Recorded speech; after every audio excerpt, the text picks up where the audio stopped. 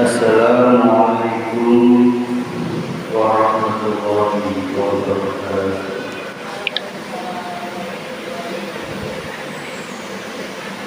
Ila hadratin Nabi Mustafa Rasulullah Muhammad sallallahu alaihi wasallam wa ala alihi wa alihi wa sahbihi wa sahbihi wa alihi wa sahbihi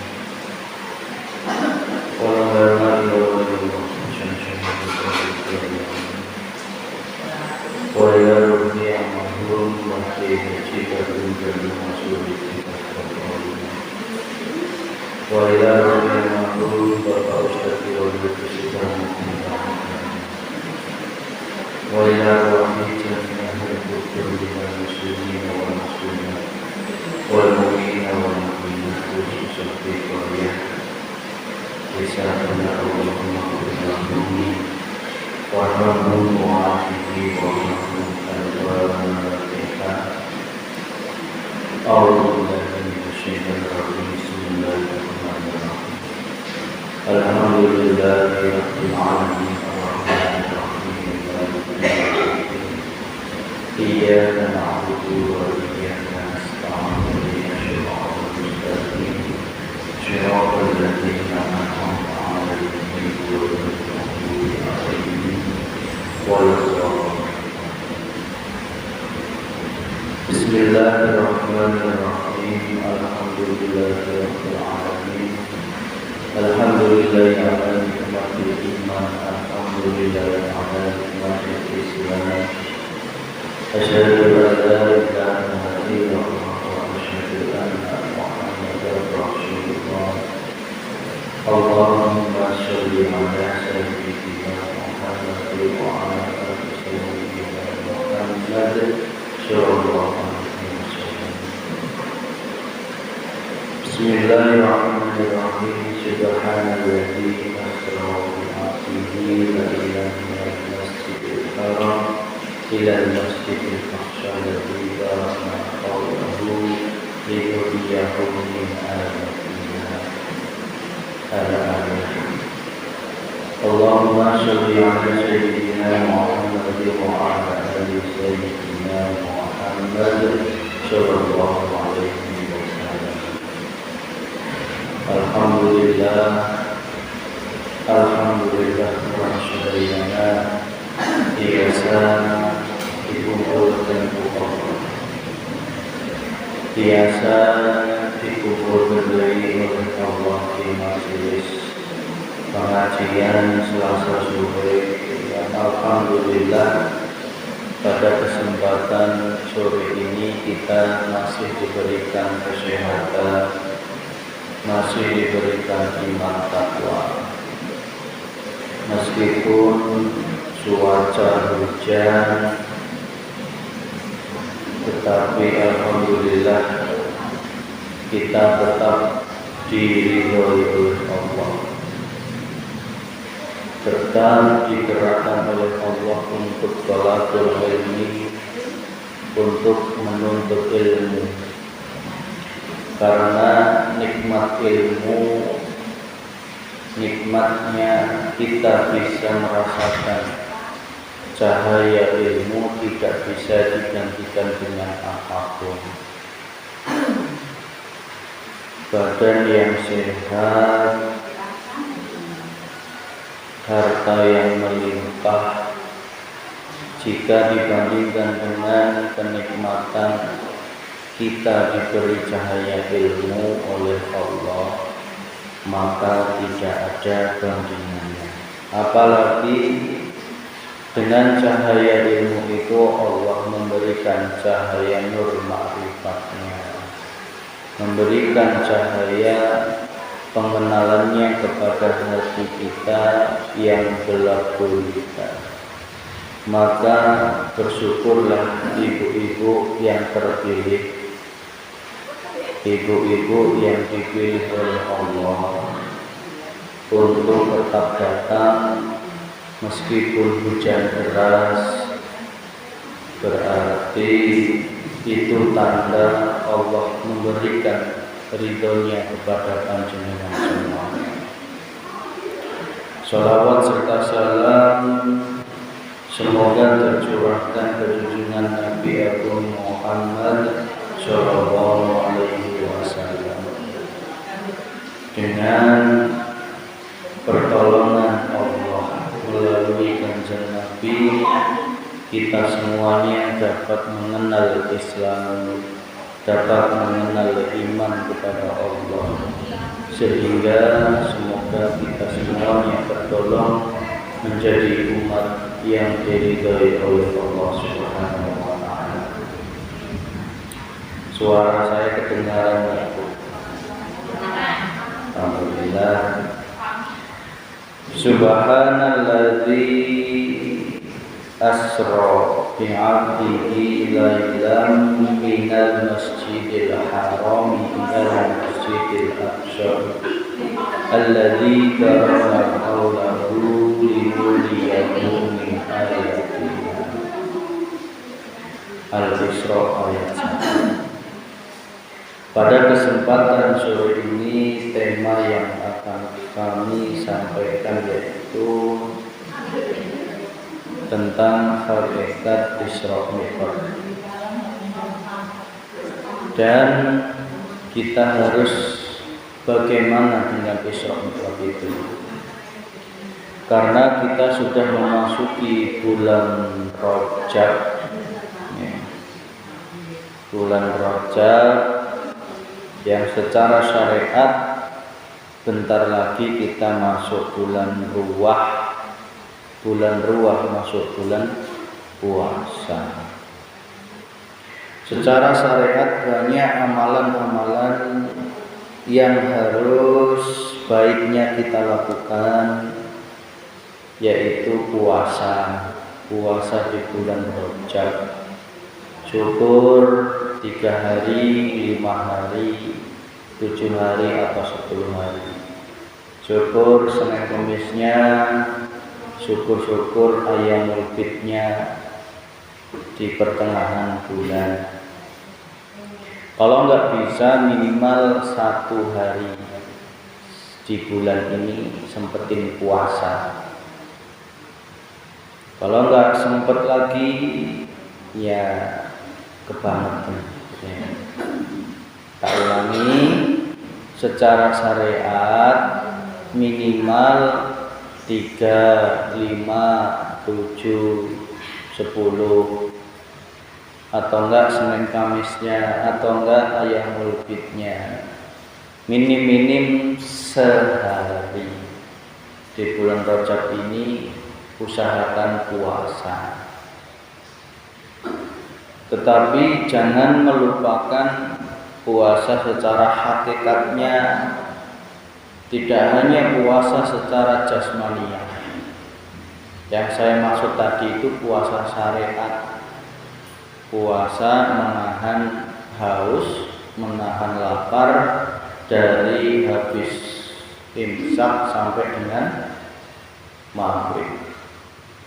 Tetapi setiap menit, setiap detik 24 jam hidup kita wajib hukumnya kita untuk puasa secara hakikat. Apa itu? Yaitu menahan diri dari makanannya hawa nafsu. Makanannya hawa nafsu itu apa? Ya penyakit hati, iri, dengki, marah, dendam, sewot, kebut dunia, merasa paling benar, pintar, itu makanan nafsu. Kalau nafsu tidak engkau puasani, maka nafsu itu semakin lintuh. Nggih Bu nggih. Lamun geus lintuh erek di pencit awal.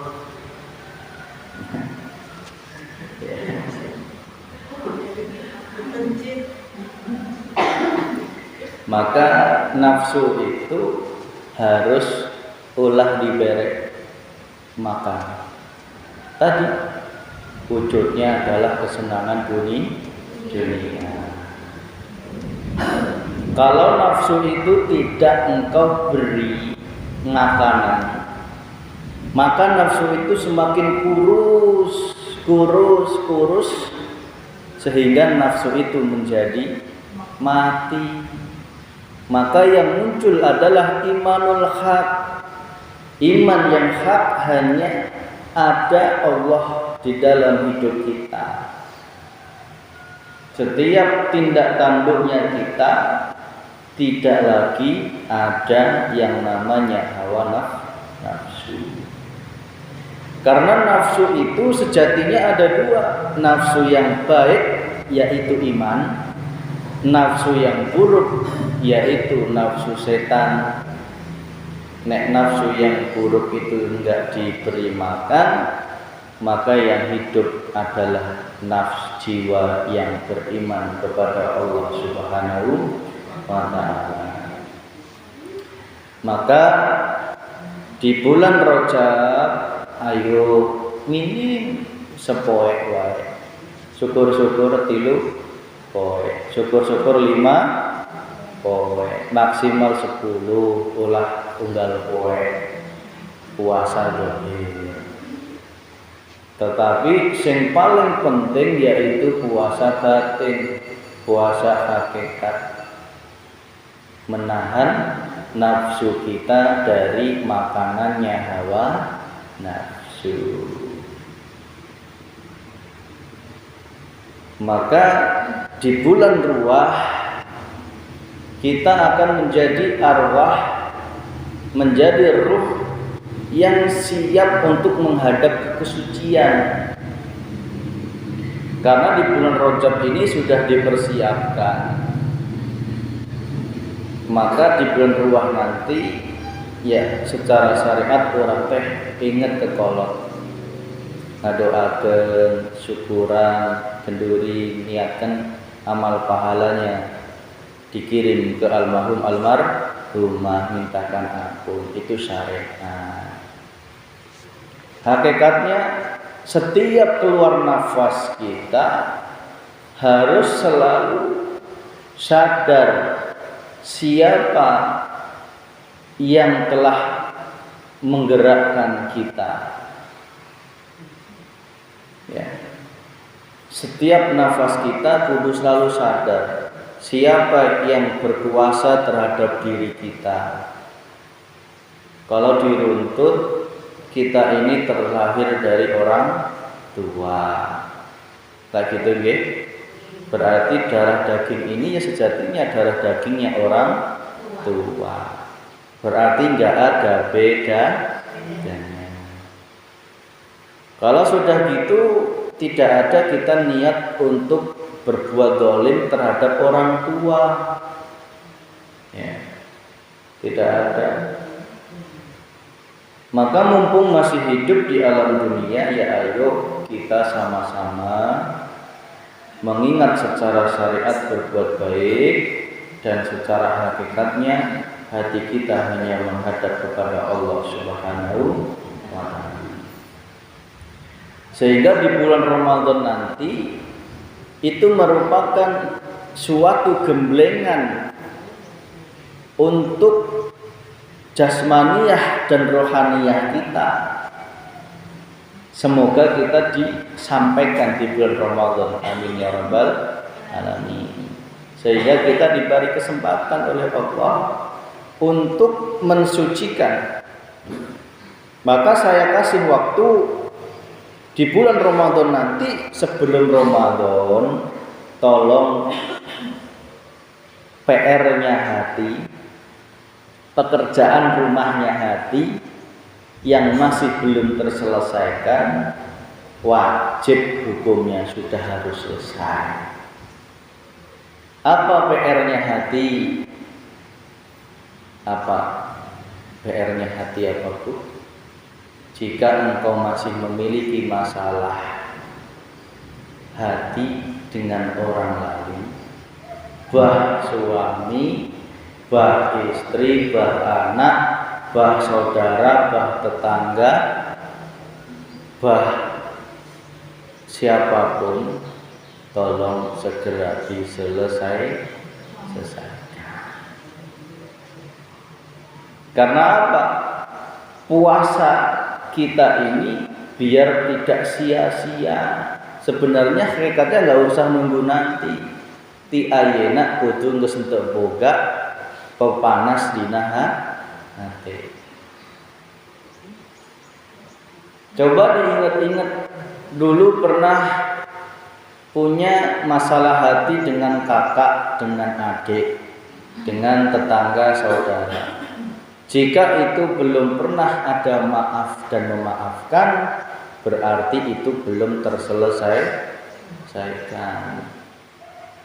Maka ayo untuk diri saya dan kita semua di bulan Rajab Ruah ini, kita membereskan masalah hati kita biar kita tidak memiliki masalah-masalah ruhaniyah, masalah hati kita kepada orang lain.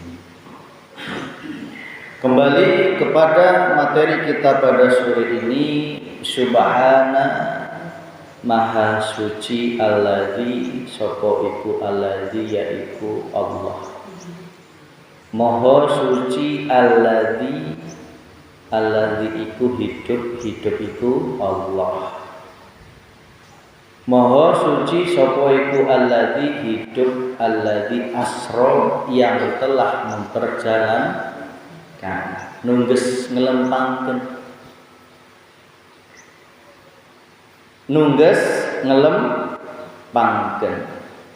asra bi abdihi ngelempangkeun saha nyaeta hambanya. Kalau secara syariat hambanya itu siapa? Muhammad. Minal masjidil harami ilal masjidil aqsa, dari masjidil haram ke masjidil aqsa. Alladzi barakna, yang telah diberkahi sekelilingnya. Linuriyahu min ayatina, sebagai tanda-tanda kekuasaannya Allah. Mengapa ayat ini dimulai dengan kata subhana, yaitu maha suci? Tolong resapi dan renungi apa yang menjadi tujuan Allah mengawali subhana maha suci. Di sini Allah itu pengen manggil rohaniyah panjenengan, memanggil iman panjenengan bahwa Allah itu menyatakan dirinya yang maha suci. Berarti diri kita sebagai makhluk Allah yang awalnya suci, kullu maulatin yulatu alal fitrah, setiap bayi yang lahir dalam keadaan suci, terus kemudian berlumur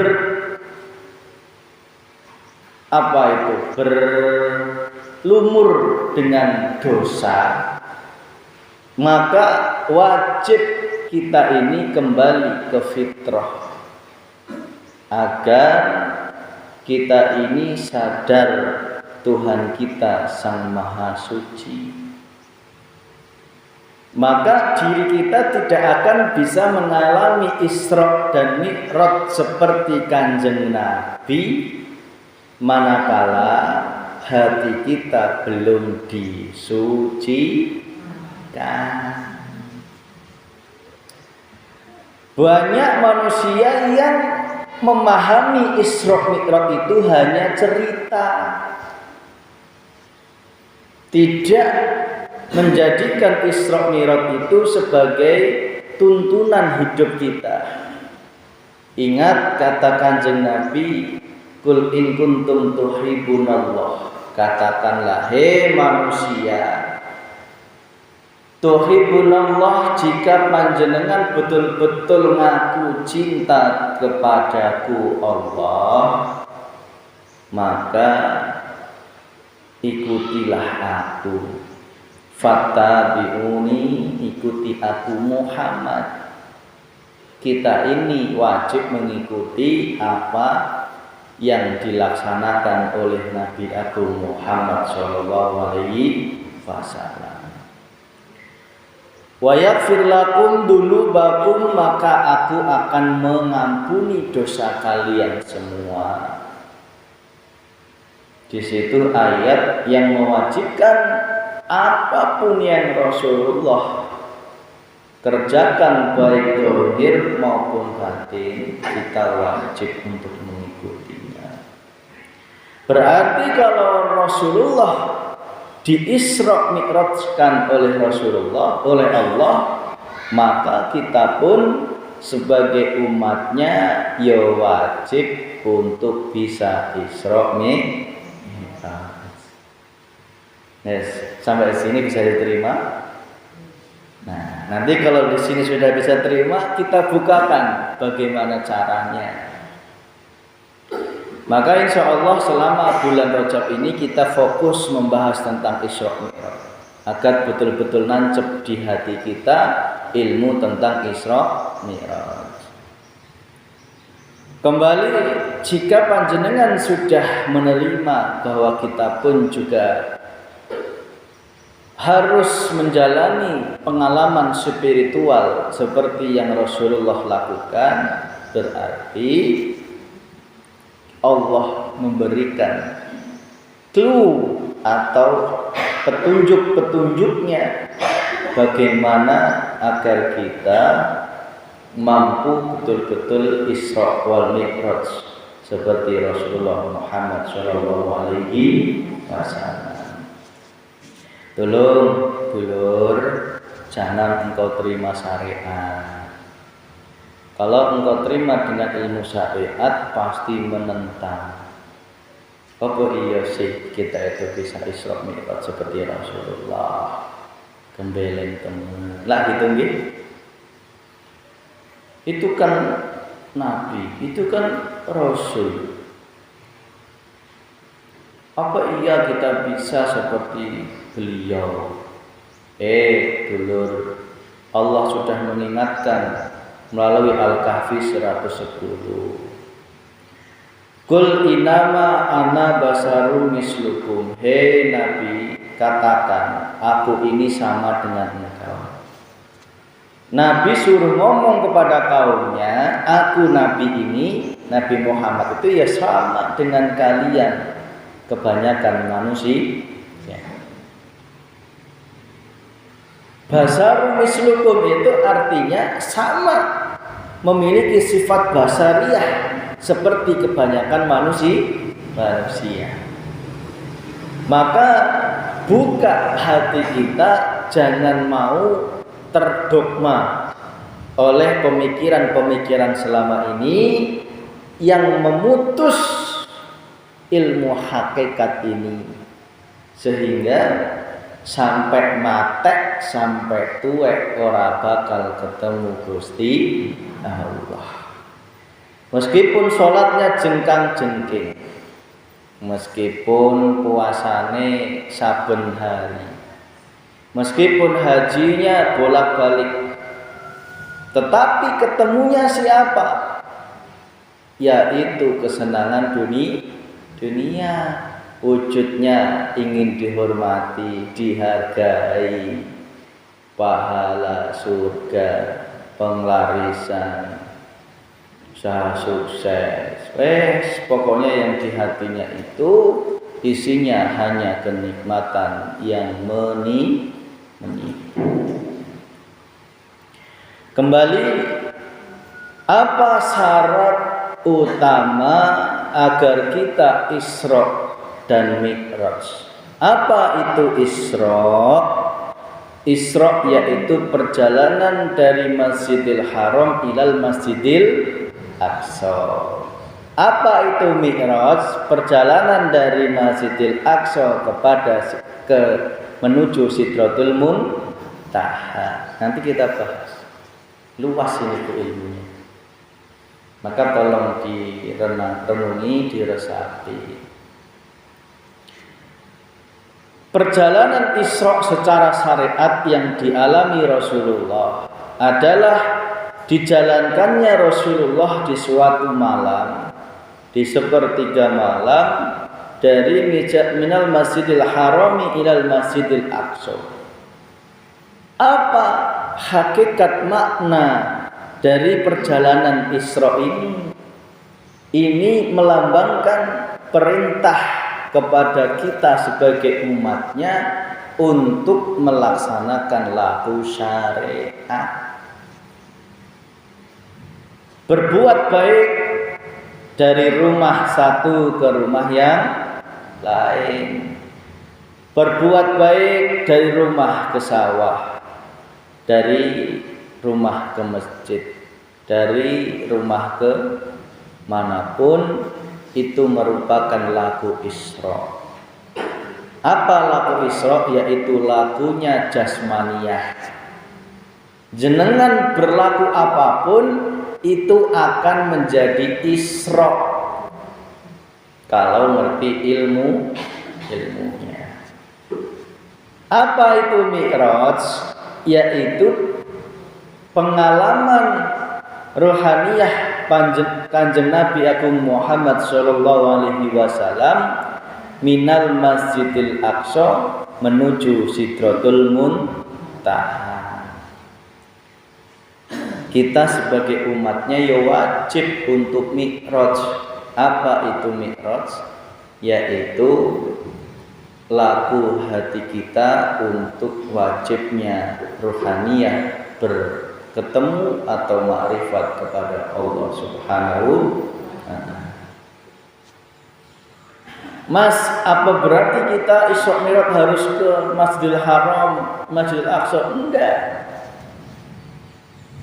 Jangan engkau samakan perjalanan rohaniyah Rasulullah zaman dulu dengan kondisi kita. Kalau kondisi kita di sini ya di sini. Ya. Kalau Isra perjalanan jasmaniyah, kalau Mi'raj perjalanan rohaniyah.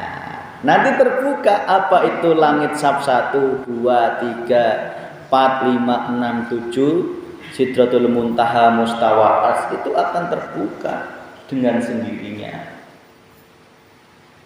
Jadi kita sebelum ke arah Mi'raj, Isra dulu.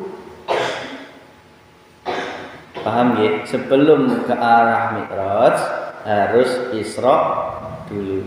Yaitu perjalanan syariat, perjalanan jasmaniyah kita harus betul, harus benar, harus bernilai ibadah di hadapan Allah Subhanahu wa ta'ala. Maka syarat kita agar bisa Isra yaitu seperti Kanjeng Nabi sebelum diperjalankan Isra, Kanjeng Nabi itu di dekat Ka'bah dadanya dibelah oleh malaikat Jibril, disucikan dengan air Zam-Zam. Nah, berarti syarat agar kita bisa Isra Mi'raj itu ya apa benar kita harus dibelah dadanya. Itu suatu sanepan. Sanepan itu apa? Istilah. Yang dimaksud dengan hati kita harus dibelah, dicuci dengan air Zam-Zam. Dibelahnya dada itu dirimu harus mau dulu membuka hati menerima dinul haq. Sekarang tak tanya, dada jenengan wis kebelah belum menerima ilmu ini? Apa cuman datang karena nggak enak sama bestinya ya? Kan besti nggak enak kalau nggak datang ya. Apa karena pengen ikut-ikutan? Apa karena betul-betul sudah terbelah dadanya? Itu yang bisa jawab panjenengan sendiri. Tolong, jika sudah menerima, sudah terbelah, terbuka dada panjenengan, berarti ini langkah yang bagus. Karena nggak semua orang dadanya dibelah oleh malaikat Jibril. Ya. Tertutup. Sumum bukmun mumyum fahum layar ji'un. Gimana mau Isra Mi'raj? Gimana mau mengalami kesempurnaan kemakrifatan kepada Allah manakala hatinya masih menutup diri? Ngaji apa itu? Ya. Ngaji apa itu? Keduren. Bu. Ngaji apa itu? Gak jelas. Ngaji apa itu? Bukan jebolan pesantren. Itulah kondisi orang-orang yang hatinya masih tertutup. Padahal saya yakin sebenarnya dalam hati yang paling dalam itu pengen terima ilmu ini. Saya yakin. Ya. Ada yang mendengarkan dari jauh. Apa sih yang disampaikan? Ada yang sebenarnya mau datang itu kalah dengan gengsi. Padahal majelis ini terbuka bagi siapapun yang ingin mensucikan hatinya dengan air Zam-Zam. Air Zam-Zam itu wujudnya adalah ma'ul hayat. Ma'ul hayat itu air kehidupan. Air kehidupan itu yaitu dinul haq, ilmu yang mengajarkan hati ruhaniyah kita hanya menghadap Allah Subhanahu wa ta'ala. Hanya dengan itu.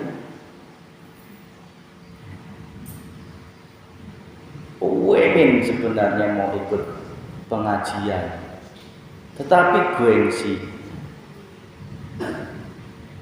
Padahal silahkan, kami terbuka lebar.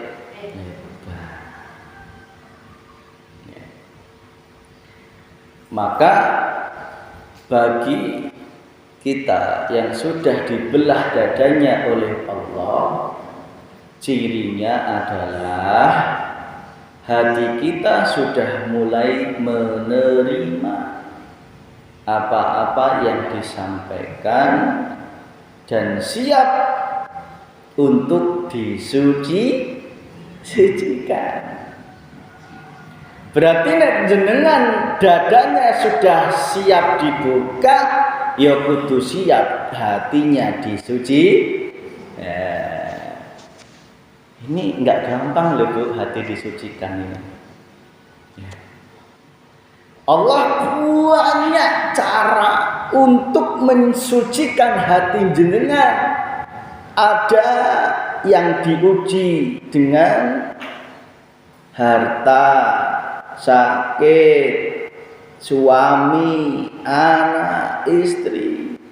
Ingat, itu adalah cara Allah menyayangimu dalam rangka mensucikan hatimu di dunia mumpung masih hirup.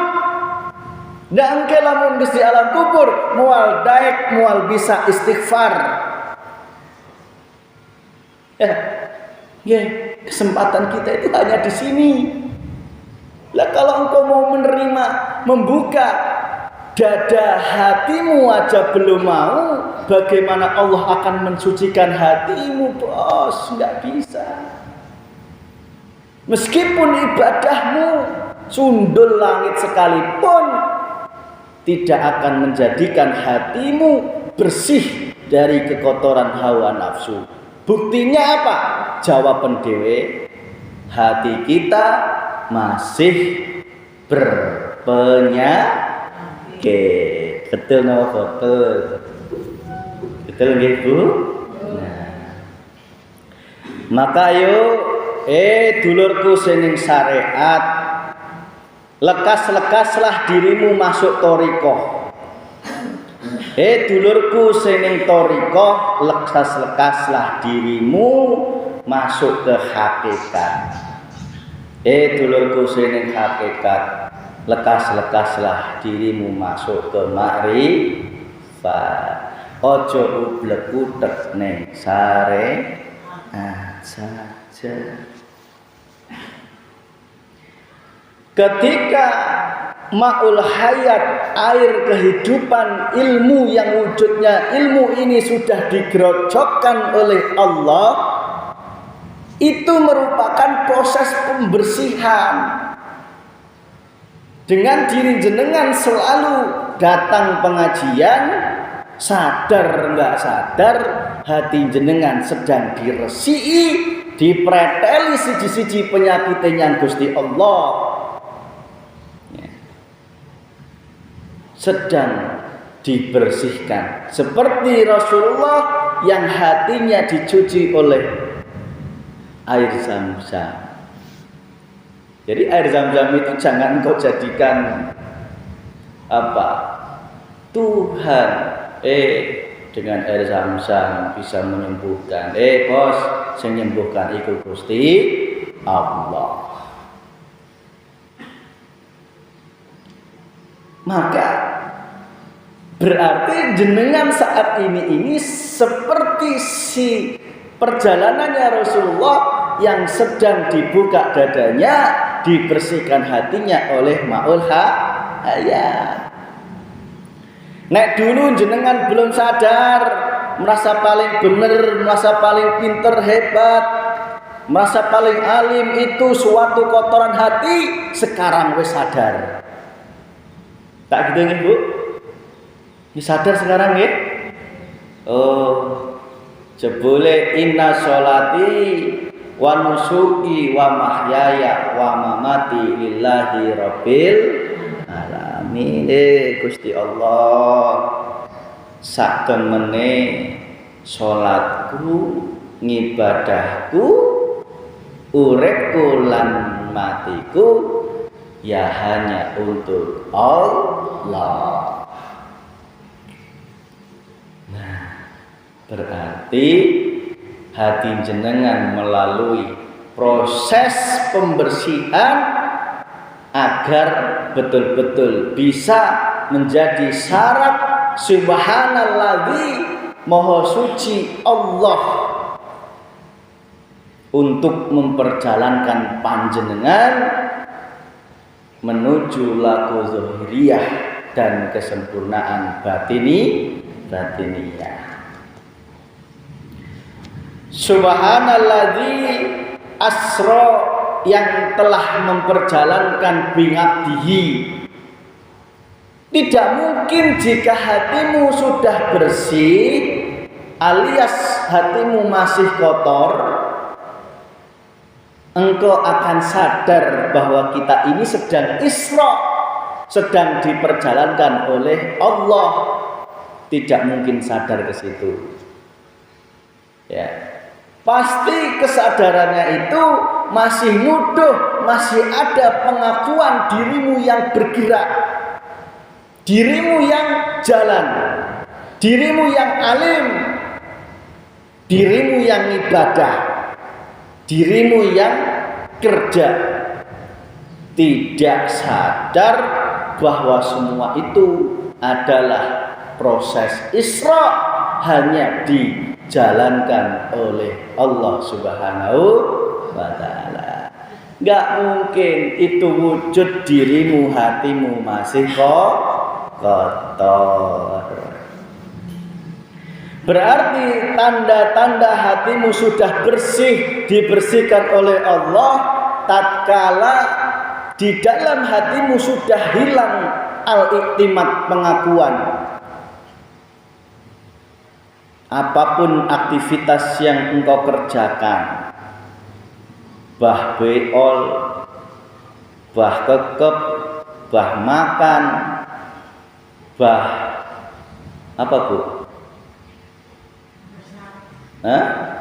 Masak, bah sholat, bah haji sekalipun, hatimu kudu ngomong iku Gusti Allah. Maka ayo dulur sing ana ing syariat, ayo lekas-lekaslah ruhaniyahmu kembali kepada Allah. Engkau akan menjadi bingabdihi, hambanya hi Allah,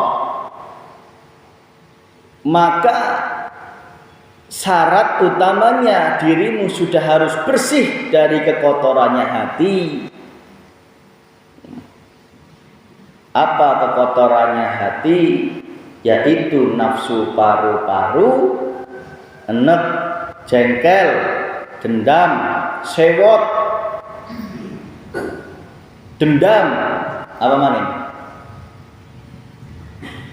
Apalagi Bu? Nafsu paru-paru, bededek. Itu kalau masih engkau pelihara, bos, hatimu selamanya tidak akan ketemu Allah. Ojo ngaku dirimu wong alim kalau nafsu paru-paru saja belum beres.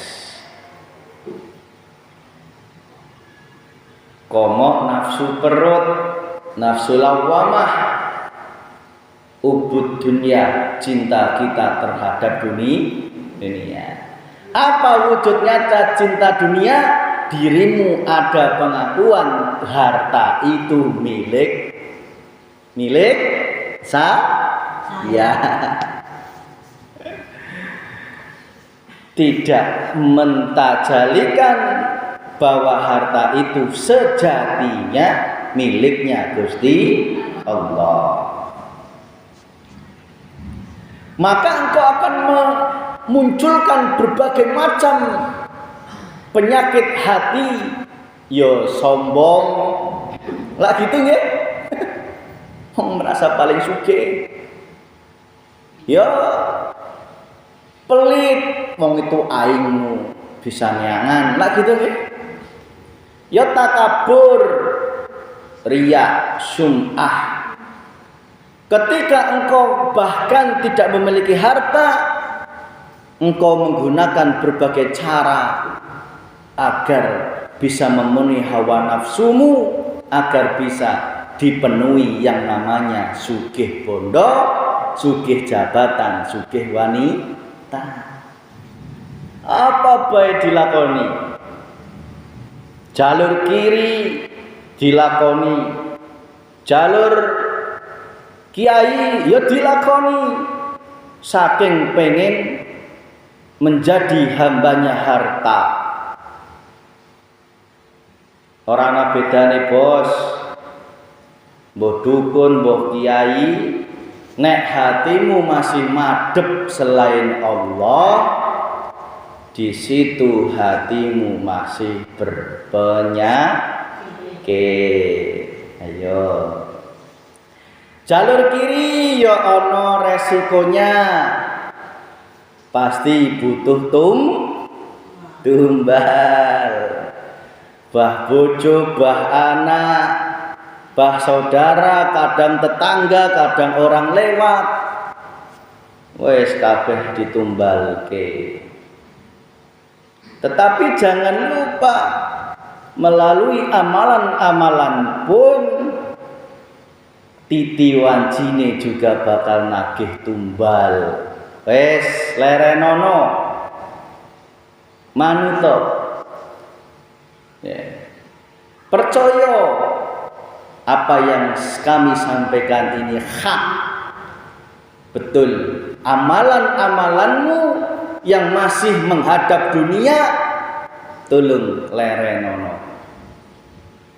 Tetap kerjakan amalan jika itu hanya menghadap Allah. Niatmu dan tujuanmu hanya kepada Gusti Allah.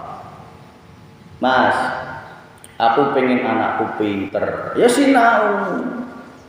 Ya, aja sholawatan pengen anaknya pinter. Sholawatanmu itu ya hanya untuk Allah. Berdoamu kepada Gusti Allah. Ya, amalan-amalan yang pengen masih dagangane laris. Ya, renono bos. Karena apa? Panjenengan sudah diproses oleh Allah untuk mengalami proses pembersihan hati, kecuali engkau masih di makom makom umum, ora popo. Tidak salah, karena makomnya masih makom umum. Nek jenengan sudah menjadi calon-calon kekasihnya Allah, wajib hukumnya panjenengan untuk meninggalkan sesuatu selain Gusti Allah. Siap Bu? Nggih. Engkau ikut mujahadah Asmaul Husna, ikuti. Penting itu baik, tapi tulung hatimu hanya menghadap Gusti Allah. Paham nggih? Ojo ditinggalke. Kata Mas Vicky, nek aku sholawatan Asmaul Husna ora oleh mergo harta. Berarti tak tinggalke ora gitu, Bos, maksudnya. Ya. Paham nggih? Jangan salah paham nggih?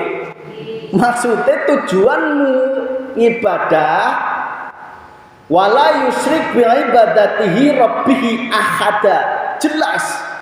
Janganlah engkau memusyrikkan, menyekutukan dengan sesuatu apapun dalam beribadah kepada ahada, yaitu Allah, dengan sesuatu apapun.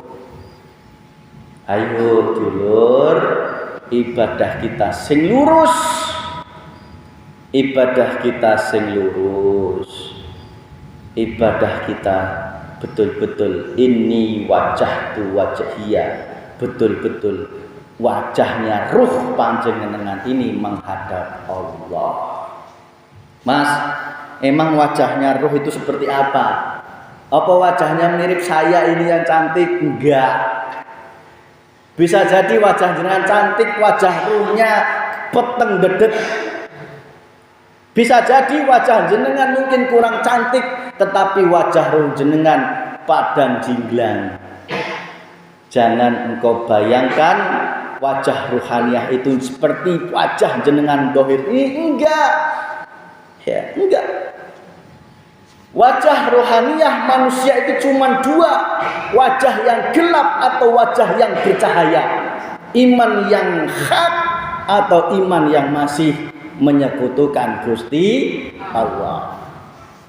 Berarti wajah yang bercahaya. Ingat, dalam Al-Quran dikatakan engkau akan kubangkitkan dengan wajah yang bercahaya.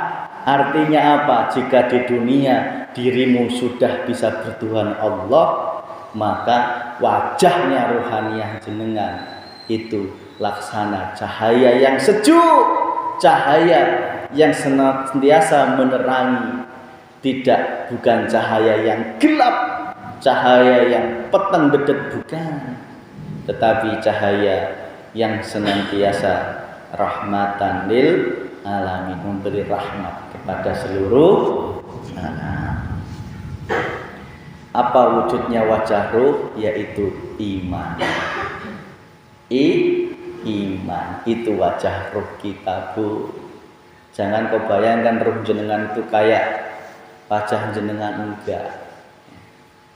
Ruh itu tidak bisa disamakan dengan jasmaniyah, enggak bisa. Maka ayo selamatkan ruh kita. Karena sejatinya kita itu ya ruh, bukan jasad ini, bukan.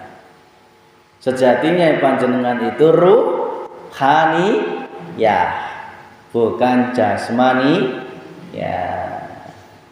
Bodoh, jasmaniyah kita diberi cantik, alhamdulillah, diberi pas-pasan juga jangan menjadi sedih hati. Tidak ada bedanya di mata Allah Subhanahu wa ta'ala. Terakhir, ini pembahasan bagian pertama tentang Isra Mi'raj ini. Karena kajiannya lumayan panjang, kita lanjutkan di pertemuan selanjutnya. Ini baru awal, baru muqaddimah, baru pembuka. Sing penting kesimpulan Ibu, tolong nek hati jenengan masih tertutup, nek dada panjenengan masih tertutup, tolong minta sama Allah segera dibuktikan. Nek suami jenengan masih tertutup mata hatinya, minta sama Allah, bukakan ya Allah, agar hatinya dibersihkan dengan ma'ul hayat, yaitu dinul khan. Minta sama Allah. Bukan kita yang bisa membukakan, bukan saya, bukan panjenengan, tetapi Allah Subhanahu wa ta'ala. Apa yang menjadikan mata hatimu tertutup? Satu, yahjubuhum bi'ilmihim. Allah akan menghijabmu dengan ilmu. Nek sing rumangsa alim, rumangsa ahli syariat, wis rumangsa cukup ilmune, rumangsa dhuwur ilmune, rumangsa duweni ilmu, justru itu akan menjadi tutup hatimu kepada Gusti Allah. Justru biar dirimu, hatimu terbuka, ilmu apapun yang dititipkan oleh Allah kepada dirimu, lekas-lekaslah kembalikan kepada Gusti Allah. Sing pinter sapa? Gusti Allah. Sing berilmu sapa? Gusti Allah. Karena dialah yang memiliki sifat aliman, yaitu Sang Maha Ilmu. Berarti nek bojo, anak, diri kita hatinya belum terbuka, siji karena masih merasa memiliki ilmu. Bener. Aing mah geus nyaho ilmu makrifat mah. Ngerasa aing geus nyaho ge, itu berarti tanda dadanya belum terbuka oleh Gusti. Justru orang makrifat itu orang ngakoni, Bos. Ya? Orang ngakoni. Aku sih duwe ilmu apa? Ilmu iki ya Allah.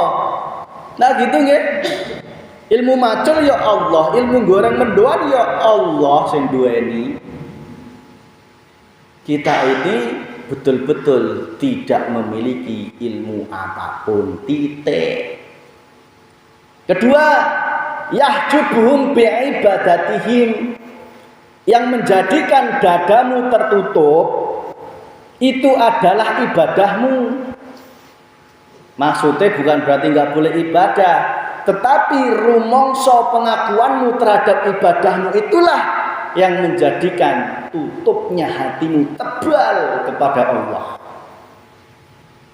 Rumangsa bisa salat, rumangsa bisa zakat, rumangsa bisa haji. Rumangsamu itu loh, Bos, bukan ibadahnya yang menutup, tetapi rumangsamu itu kudu dipreteli. Paham saya nggih? Rumangsanya itu kudu dipreteli dengan cara apa? Menyadari bahwa itu semua adalah karunia-Nya Allah Subhanahu wa ta'ala. Paham nggih? Ketiga, yahjubuhum bi amwalihim. Harta benda menjadi penutup hati kita. Berarti sing rumangsa duweni harta, nyatakan semua itu titipane Gusti Allah. Yang keempat, yahjubuhum bi kokolotihim. Kokolot nyaho kokolot. Merasa dirimu itu orang yang dihormati. Orang yang dihormati, dihargai. Pokoknya semua itu harus dengan persetujuan saya. Itu tanda hatimu masih tertutup kepada Gusti Allah. Nauzubillahi min dari. Demikian apa yang dapat kami sampaikan. Kesimpulannya, ayo dulur, lekas-lekaslah buka mata hatimu, bersihkan, terimalah ilmu dinul haq ini, yang senantiasa akan membawa dirimu betul-betul bahagia dunia dan bahagia akhirat, terhindar dari siksa api neraka. Rabbana atina fid dunya hasanah wa fil akhirati hasanah wa qina adzabannar. Walhamdulillahi rabbil alamin. Fatihah.